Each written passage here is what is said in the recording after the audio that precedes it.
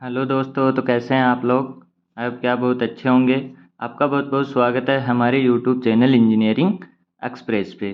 तो गाइज, अब तक हमने क्या देखा था पिछले वीडियो में हमने सिर्फ बेसिक की बातें करी थी और जो 11th-12th में हम चीज़ें पढ़ चुके थे उनके बारे में हमने पढ़ा था। सारे फॉर्मूले हमने रिवाइज किए थे और छोटे मोटे कॉन्सेप्ट जो हमको दिमाग में होने चाहिए थे वो सारी चीज़ें हमने पढ़ी थी। आई होप कि आपने वो वीडियो देखी होगी और आपको सारा कुछ रिवाइज हो गया होगा। उसमें नया कुछ नहीं था, सारी पुरानी बातें थी, तो वो सारी चीज़ें आपने रिपीट कर ली होंगी। ठीक है, आज के वीडियो में हम क्या करने वाले हैं। आज के वीडियो में हम देखने वाले हैं वेक्टर डिफरेंशिएशन, यानी कि जो बीटेक का सिलेबस है हमारे पास वो आज से चालू होगा। जो चीज़ें हम नई सीखने वाले हैं वेक्टर में 11th-12th के आगे जो सीखने वाले हैं वो होंगी आज के वीडियो में। तो चलिए करते हैं बिना देरी के शुरुआत।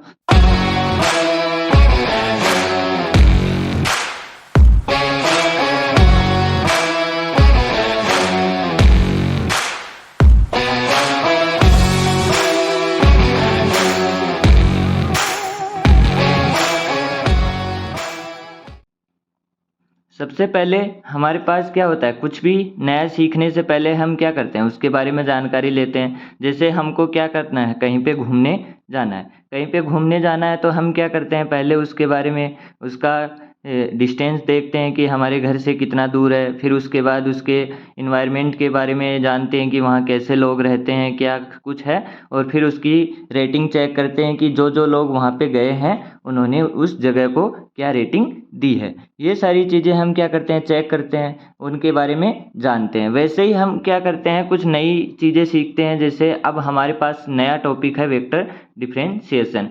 तो इसको जानने के लिए हमारे पास क्या होगा, हमको इसके आसपास की चीज़ें जाननी पड़ेंगी।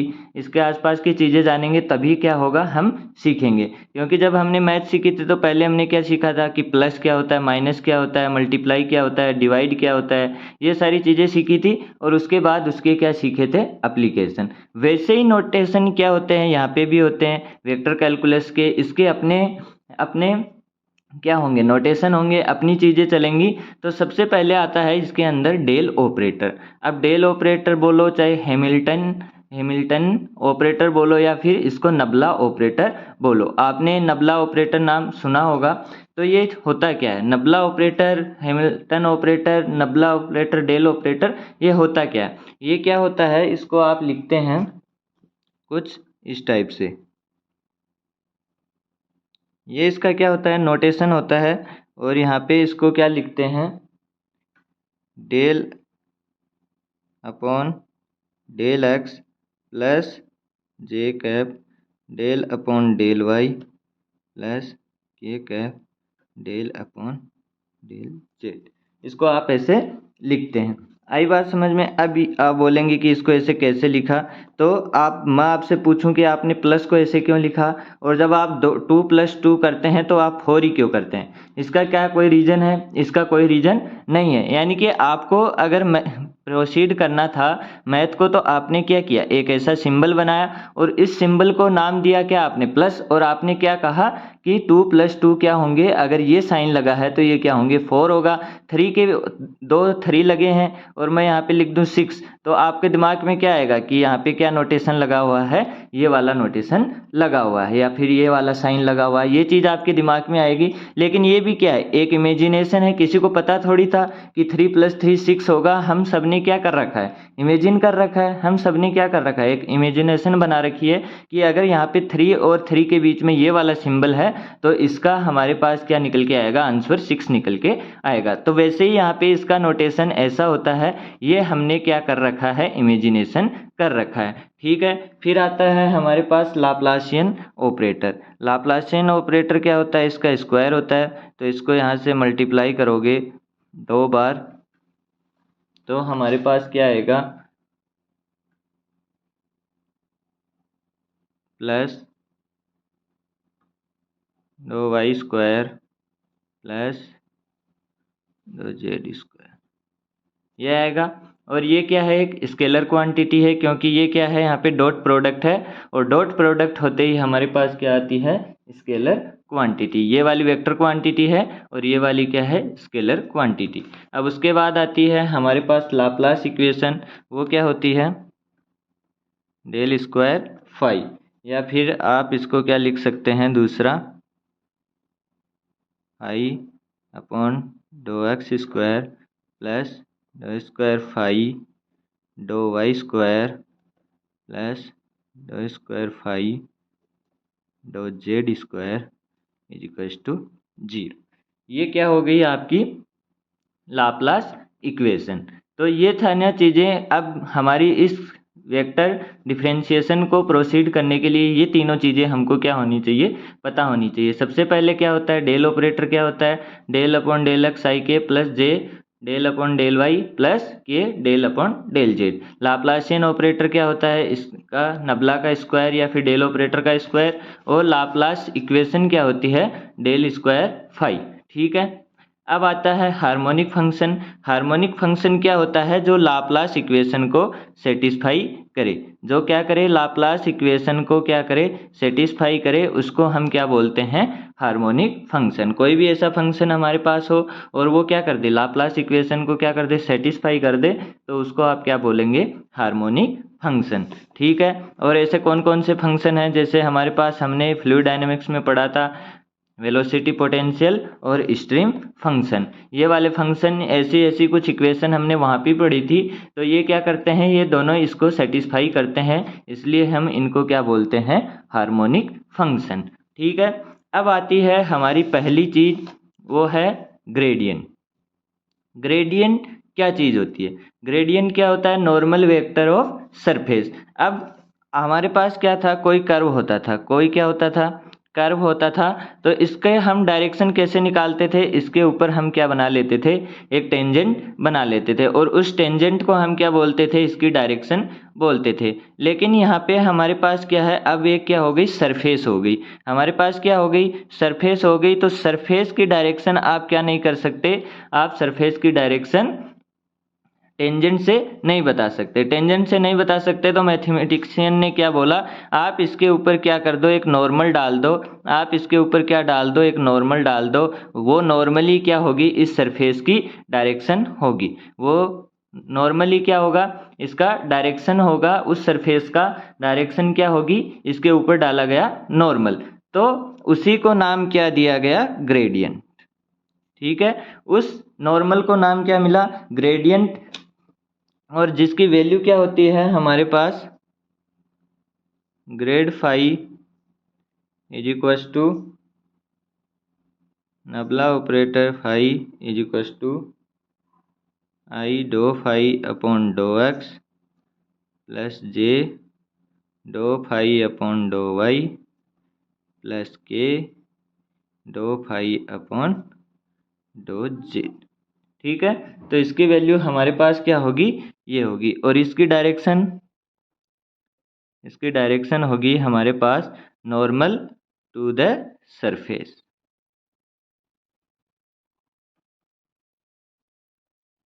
इसकी क्या होगी, डायरेक्शन होगी।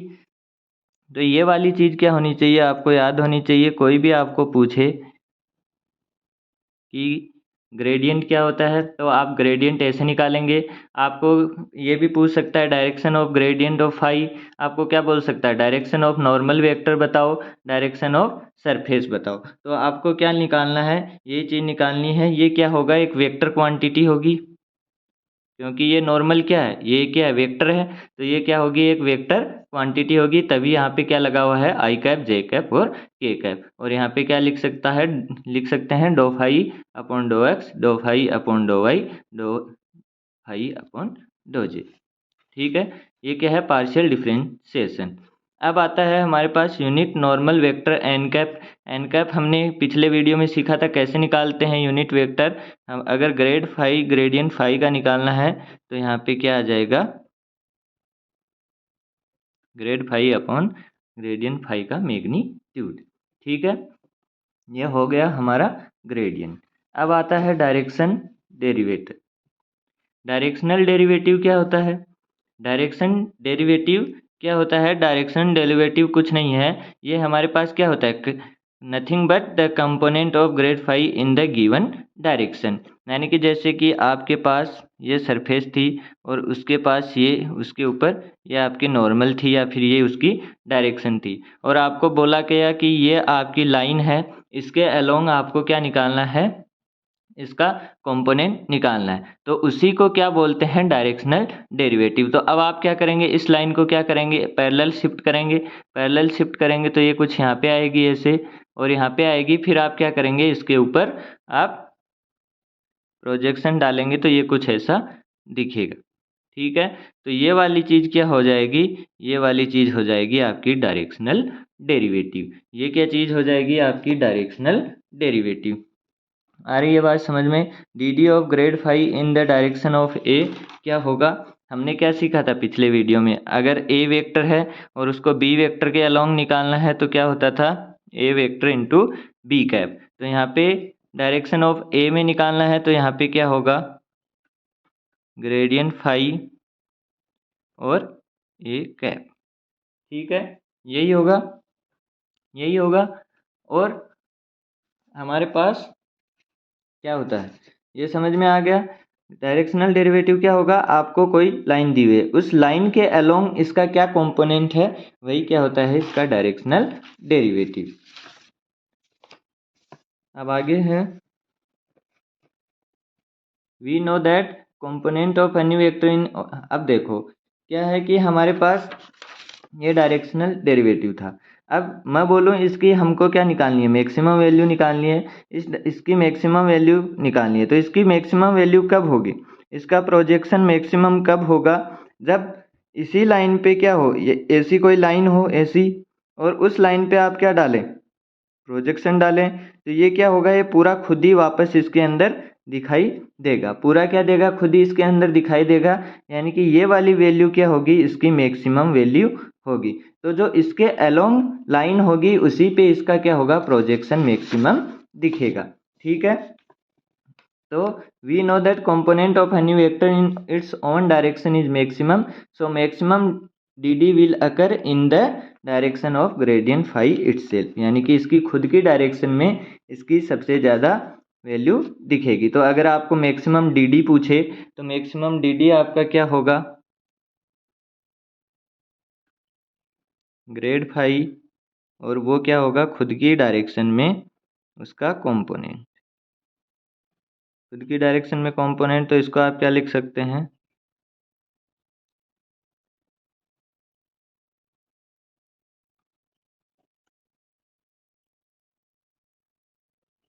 ऐसा लिख सकते हैं। ठीक है, और इसके बाद आप इसको क्या लिख सकते हैं, ग्रेडियंट फाई का स्क्वायर, और यहाँ पे क्या है, ग्रेडियंट फाई, और यहाँ पे क्या बच जाएगा, मोड ग्रेड फाई। तो आपको मैक्सिमम डी डी पूछे तो इसका मैग्नीट्यूड ही आपको क्या कर देना है, निकाल देना है। ठीक है, उसके बाद आता है D D is nothing but partial derivative along coordinate axis. हमारे पास डी डी क्या है, पार्शियल डेरिवेटिव है, किसके along, x axis, y axis और जेड एक्सिस के अलोंग। तो हमने क्या लिखा था, ग्रेडियंट को कुछ ऐसे लिखा था। तो हमारी D D of gradient along x axis क्या हो जाएगी, हमारे पास हो जाएगी ग्रेड आई, हमको आई इसके अकॉर्डिंग पूछा है तो ये हमारे पास आई कैप होगा। ठीक है, और इसको आप क्या लिखेंगे, del phi upon dough x, और ये हमारे पास क्या होगा,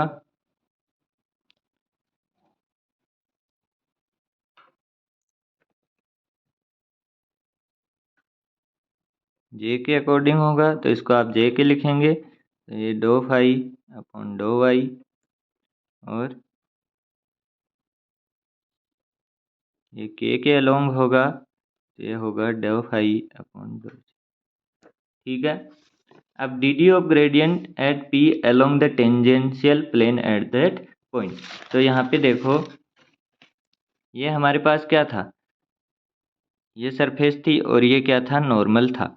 अब आपको कुछ ऐसी टेंजेंट दे दे, यानी कि ये वाली लाइन दे दे और बोले इसके ऊपर आपको अलोंग द, आपको क्या निकालना है, डी निकालना है, यानी डायरेक्शनल डेरिवेटिव निकालना है। तो यहाँ पे आप क्या लेंगे, इसका प्रोजेक्शन लेंगे। तो यहाँ से आपने क्या लिया, प्रोजेक्शन लिया। तो यहाँ पे क्या हुआ, ये इसका प्रोजेक्शन यहाँ पे बना, यानी कि कुछ भी नहीं बना, कुछ भी नहीं बना, यानी कि ये क्या हो गया, जीरो हो गया। ये क्या हो गया, जीरो हो गया। तो यहाँ पे हमारे पास क्या होगा, D of gradient phi at P along tangential plane at that point क्या होगा, जीरो होगा।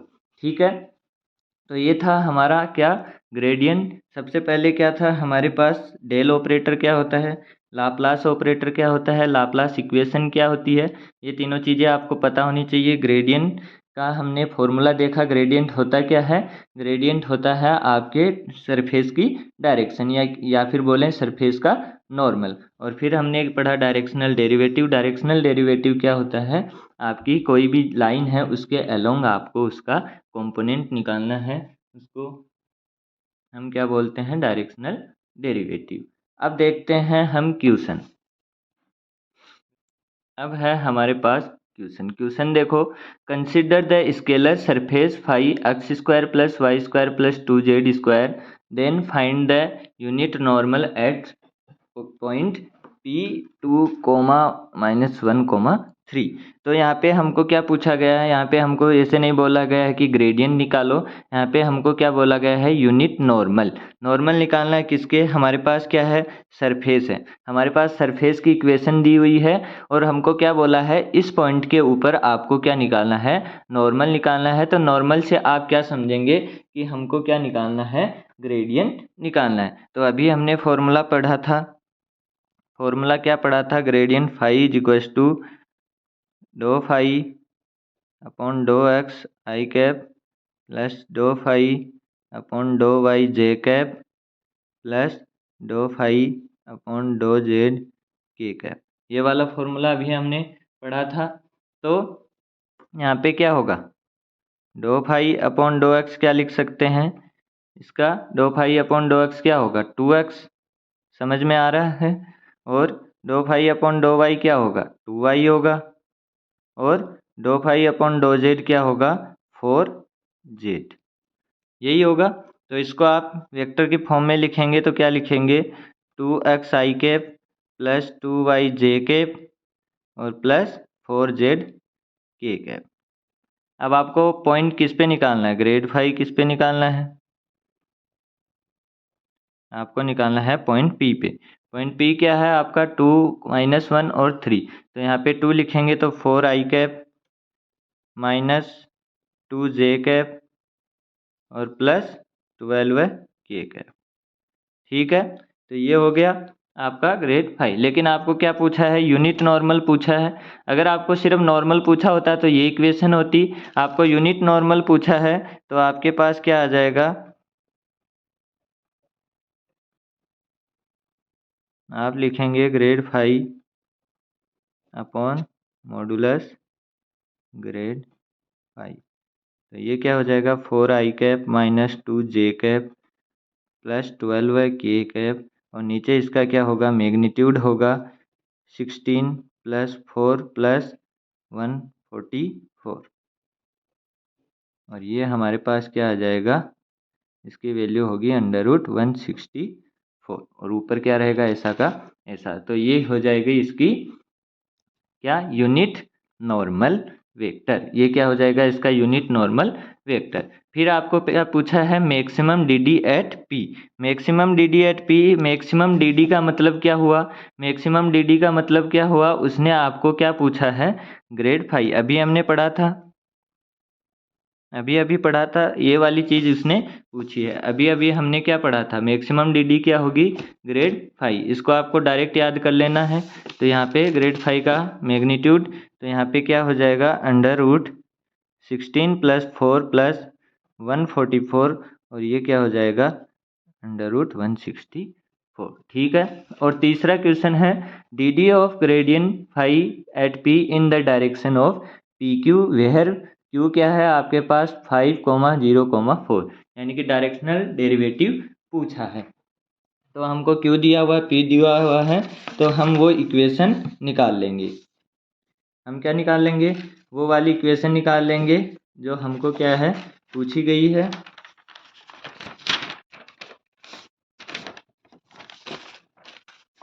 तो ये हमारे पास क्या है 5, 0, तो इसका डायरेक्शन क्या बन जाएगा PQ, तो क्या हो जाएगा 5 minus 2i cap plus j cap plus 4 minus 3k cap.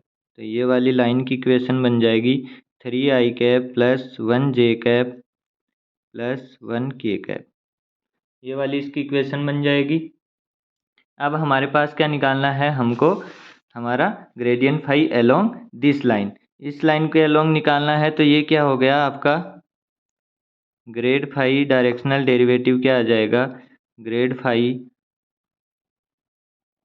Into आपकी ये वाली इक्वेशन, यानी इसका यूनिट वेक्टर। तो हमारे पास क्या आ जाएगा 3i cap plus 1j cap plus 1k cap upon 9 plus 1 plus 1, ये हो जाएगा। तो इसको मल्टीप्लाई करेंगे तो अभी अभी आपके पास ग्रेड फाई क्या आया था 4i cap minus 2j plus 12k, और यहाँ पे क्या हो जाएगा 3i cap plus 1j cap plus 1k cap, और अपॉन में क्या हो जाएगा √11। तो ये हमारे पास क्या आ जाएगा 12 माइनस 2 प्लस 12 और √11, यहाँ पे हो जाएगा 22 √11, और ये बन गया 2√11।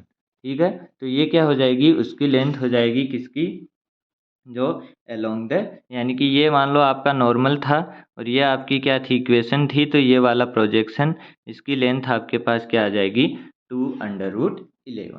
ठीक है, अगला है हमारे पास find the angle between the surface x square plus y square plus z square is to 9 and x square plus y square minus z is to 3।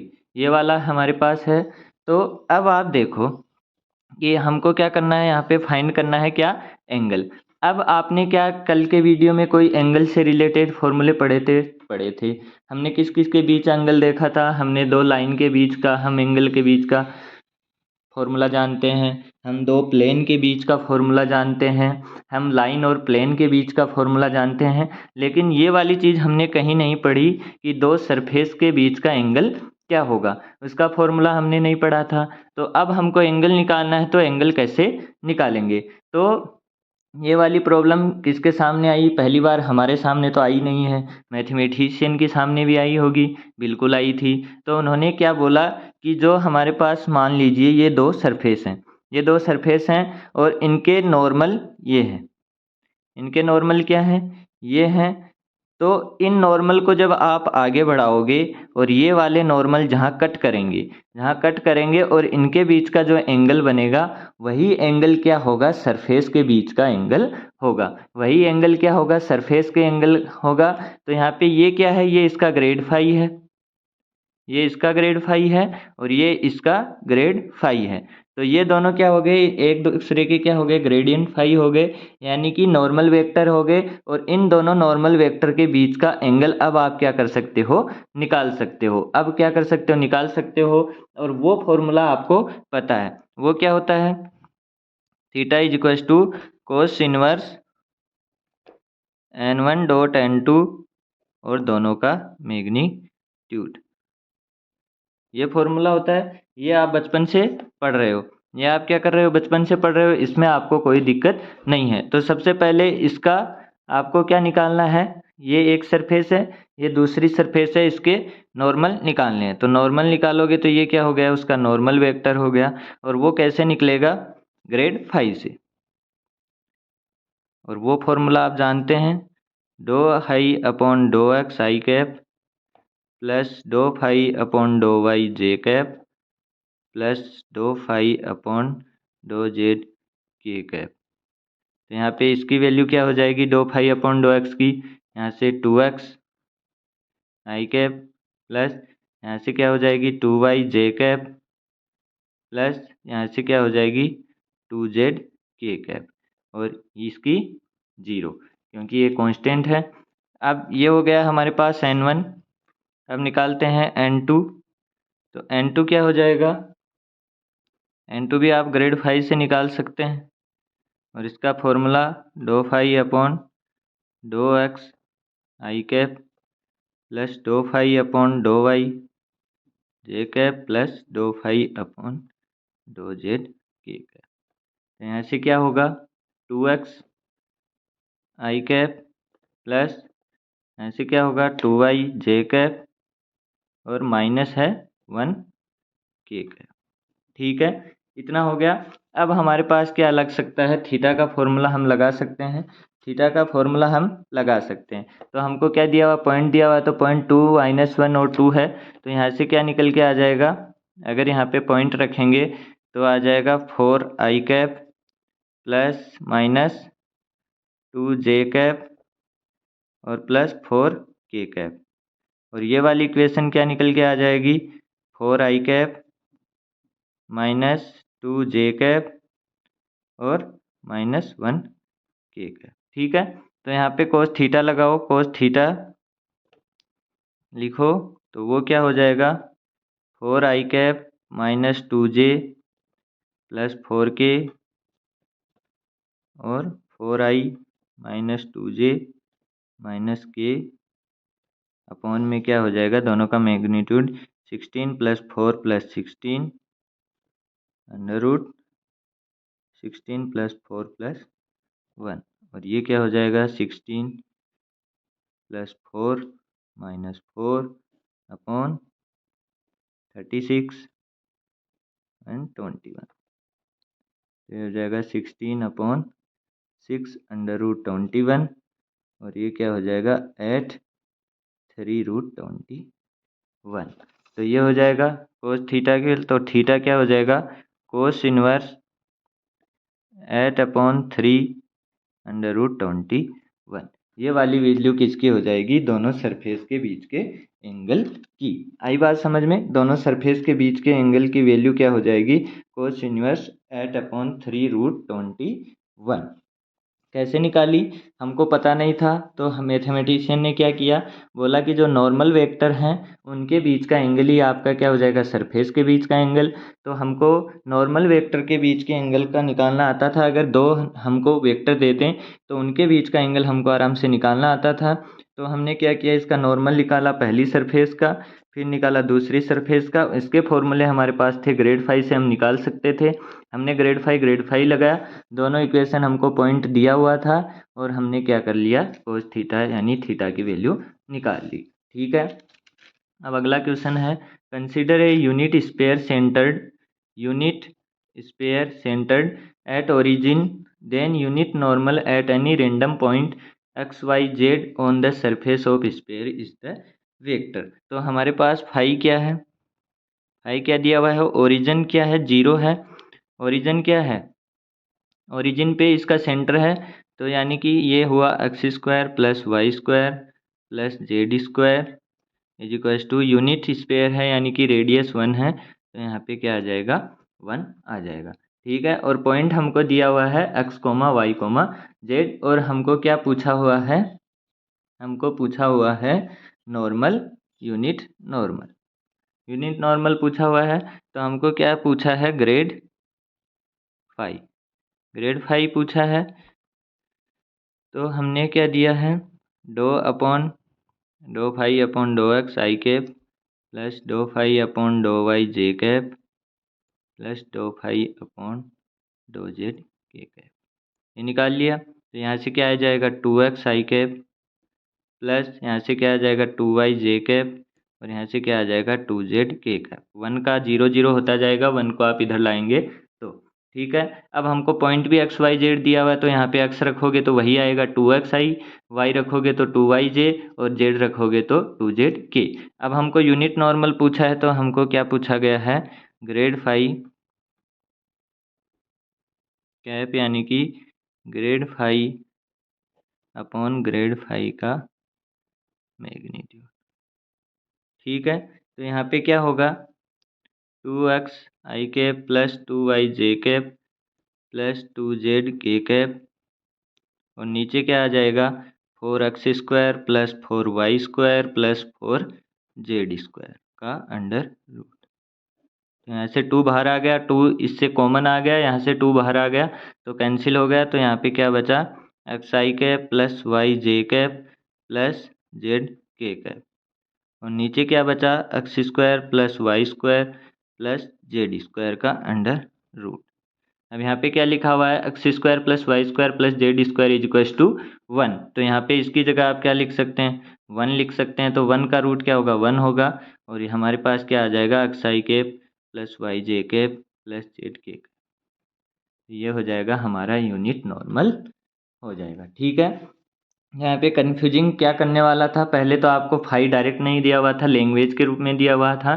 तो आपको क्या था, स्पेयर की इक्वेशन पता थी, उसने आपको रेडियस दी हुई थी स्पेयर की, उसने आपको सेंटर दिया हुआ था। अगर सेंटर ओरिजिन के अलावा और कहीं होता तो हम क्या करते, एक्स माइनस वो वैल्यू का स्क्वायर प्लस वाई माइनस वो वैल्यू का स्क्वायर प्लस जेड माइनस वो वैल्यू होती उसका स्क्वायर। तो इसने सिंप्लिसिटी के लिए हमको ओरिजिन दिया, और फिर उसने क्या बोला, यूनिट नॉर्मल निकालो, और उसने पॉइंट भी अटपटा सा दिया एक्स वाई जेड। तो यहाँ पे आने के बाद हम सोचते हैं कि इसको रखें कैसे, और कुछ बच्चे तो करते क्या हैं, 2x की जगह x और रखते हैं, 2x square plus 2y square 2z square ऐसा लिख देते हैं। तो ऐसा आपको नहीं करना है। तो ये हो गया आपका आंसर। ठीक है, तो हमने आज के वीडियो में क्या क्या पढ़ लिया। आज के वीडियो में हमने पहले ऑपरेटर देखे थे, तीन चीज़ें देखी थी आपने, डेल ऑपरेटर देखा, लाप्लास ऑपरेटर देखा और लाप्लास इक्वेशन देखी। ये तीन चीज़ें आपने देख ली थी। उसके पास आपने ग्रेडियंट पढ़ा। ग्रेडियंट क्या होता है, यूनिट नॉर्मल वेक्टर, यानी कि जो हमारे पास सरफेस की डायरेक्शन नहीं होती थी, और उस सरफेस की डायरेक्शन को रिप्रेजेंट करने के लिए हमने क्या बनाया, ग्रेडियंट बनाया, और उसको हमने क्या बोला कि ये क्या है, सरफेस के नॉर्मल होगा, और वही हमारी सरफेस की क्या होगी, डायरेक्शन होगी। उसका फॉर्मूला हमने पढ़ा। फिर हमने पढ़ा डायरेक्शनल डेरिवेटिव। डायरेक्शनल डेरिवेटिव क्या था, डायरेक्शनल डेरिवेटिव था कि हमको कोई भी लाइन दी हुई है उसके अलोंग हमको क्या निकालना है, प्रोजेक्शन निकालना है, या फिर उसके अलोंग हमारे नॉर्मल वेक्टर को बताना है। तो उसके लिए हमने फॉर्मूला पढ़ा था, और उसके बाद हमने 3 क्वेश्चन से इसको समझ लिया। तो ये वाली सारी चीज़ें थी ग्रेडियंट की और हमारे डायरेक्शनल डेरिवेटिव की। क्वेश्चन आएगा तो 8 नंबर का क्वेश्चन आएगा, जैसे अभी मैंने पहले करवाया था 3-4 पार्ट के अंदर। ऐसे चीज़ें आपको पूछ लेगा 2-2 नंबर में सेमेस्टर में, और अगर आपको कंपटीशन एग्ज़ाम में आएगा तो कोई एक चीज़ इनके अंदर पूछ लेगा। ठीक है, तो ये थी सारी चीज़ें। आई होप कि आपको सारी चीज़ें समझ में आई होंगी। अगले वीडियो में हम पढ़ेंगे डाइवर्जेंस एंड कर्ल। जो आपने नाम सुना होगा डाइवर्जेंस एंड कर्ल, वो अब अगले वीडियो में पढ़ने वाले हैं। तब तक के लिए पढ़ते रहिए, मुस्कुराते रहिए, हंसते रहिए, खेलते रहिए और लगे रहिए। मिलते हैं अगले वीडियो में। जय हिंद, जय भारत।